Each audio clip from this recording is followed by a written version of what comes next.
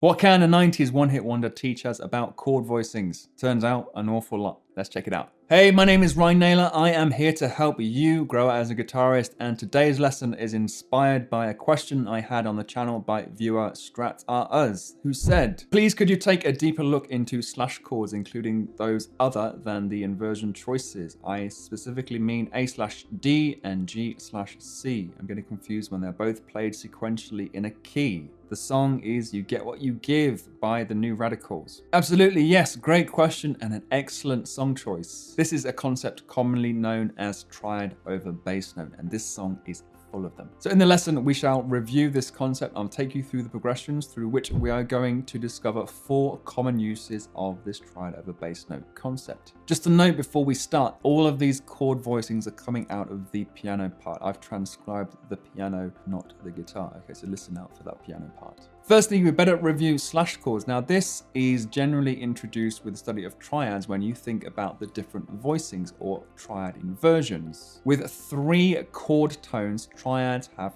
3 different ways or 3 voicings. Taking a G triad on string set number 2, there is my what's known as a root position, G, B, D, root 3, 5. Thinking about slash chords, think of them more vertically, G, line, G, almost like a fraction. So it's G over G, or G/G. 1 over 1 is just 1. So this is just a G triad. We call it simply G.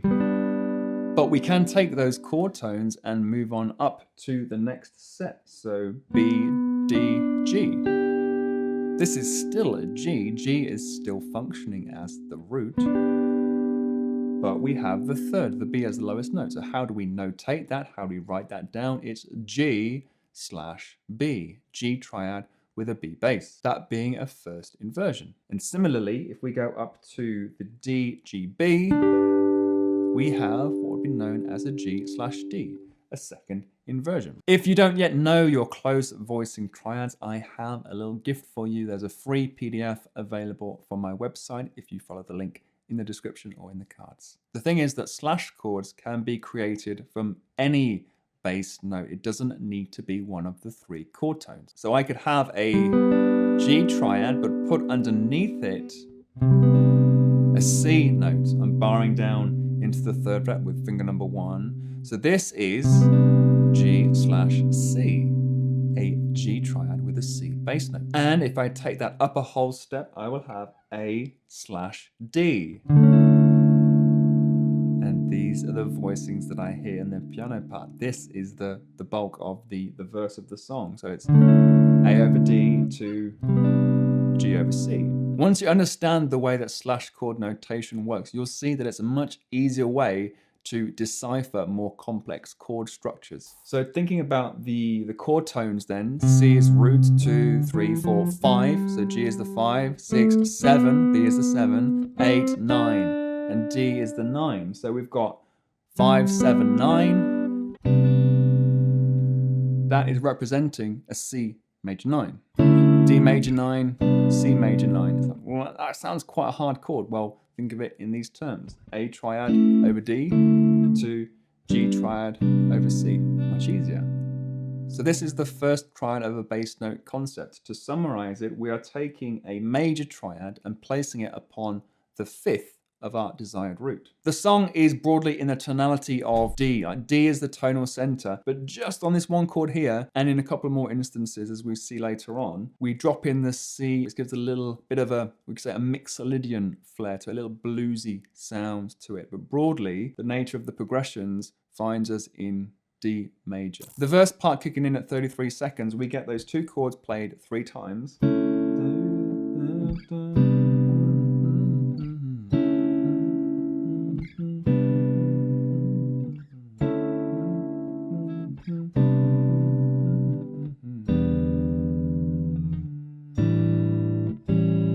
Okay, now what do we get there? This was like a 2/5 in the key of D. In the sense it was E minor to A7. But that E minor was played as a triad over bass note. We get a G major triad over E. Now when we do that, this brings us to our second possibility of a triad over bass note, where we have a major triad placed upon the minor third of our desired root note.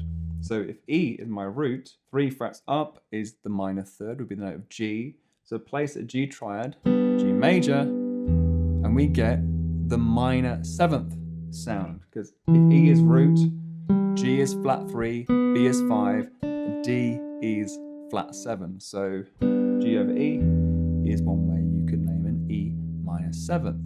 You see that G over E is easier to understand than E minor 7, especially if chord theory is not in your wheelhouse yet. But that's the setup. It goes E minor and then A7 sus to A7. That's how you can play it. And the verse repeats. At 1 minute 7, we get what I'm calling the pre-chorus, and it begins with another example of the minor 7th. That is an A major triad over an F sharp. So F sharp minor 7th is A triad over F sharp, because A is the flat 3 above F sharp, all right? Going 2 beats to B minor. Then we have 2 beats, I think F sharp minor over A, so a chord tone bass note. And then we hear this chord, which is our third example of a triad over bass note. I have a B minor triad on string set 1, B, D, F sharp over a G bass. So B minor over G, this is the sound of a major 7th chord.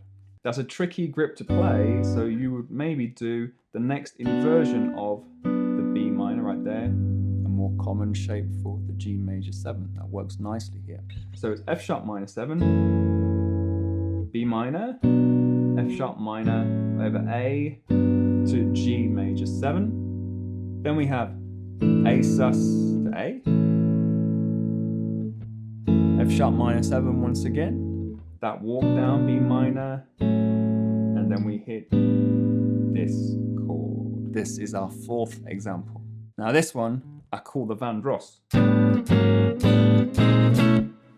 because it's in his tune Never Too Much. Now this is some kind of a dominant chord. It's actually, slash chord is G over A, easier way to name it, because it's some kind of dominant 9th sus 4.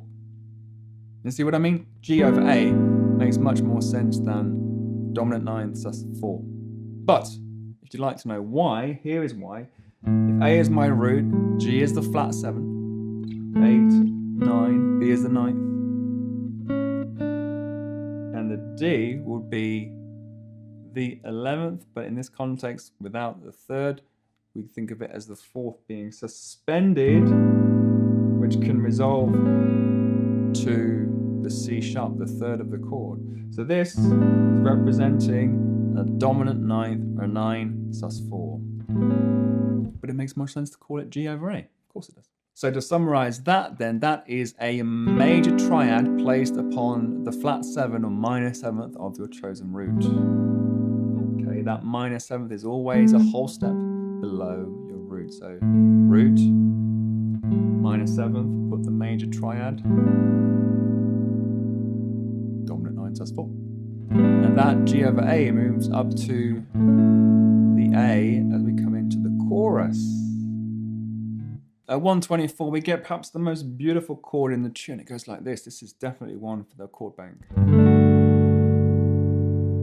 Absolutely beautiful chord. So this is, what is it? It's D triad with a G bass. I can add in the open D string because that's part of the chord. D over G, well, that's the instance of the major triad placed upon the 5th of the desired root. So again, we're getting like that major 9 sound. G major 9, well, yeah, D over G is easier. Lovely chord. So it's D over G, A sus to A, to F sharp minor 7, to B minor, to A. Let's go again. D over G, A sus to A, F sharp minor 7, B minor, A. Then we come out of the chorus with another idea. So again, that kind of bluesy mixolydian thing coming in with the flat 7. This is C triad over A. So that's a major triad on the flat 3. So this is A minor 7. You probably already know that shape, it's C over A minor 7 to G, and then we're back to the A over D. Now, for the sake of completeness, there is one more progression that you should be aware of. So the progression goes A over D, and then we have C over A to G. So again, A over D, C over A, G. So this C over A is another way to play that A minor 7, going through the C inversion. C major, C major, C major. Okay, C over A minor 7 to G. And we hear that just before the bridge, and at 256 it's the bridge part. You get that progression, and then we come out of it.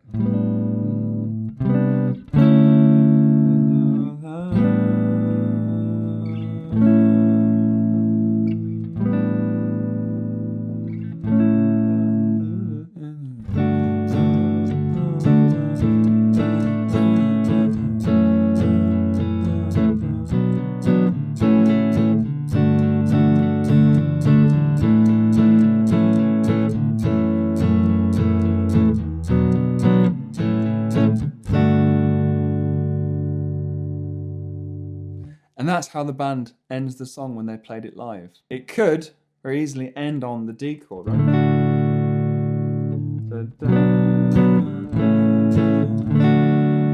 It feels at rest, but kind of a bit too vanilla, for want of a better term. That's a much nicer way to end it. If you've made it this far, you must have enjoyed it, so please don't forget a thumbs up and do subscribe to not miss any future lessons. The chord progressions and the structure of the song will be available on my Patreon page. Practice well, and I'll see you next time.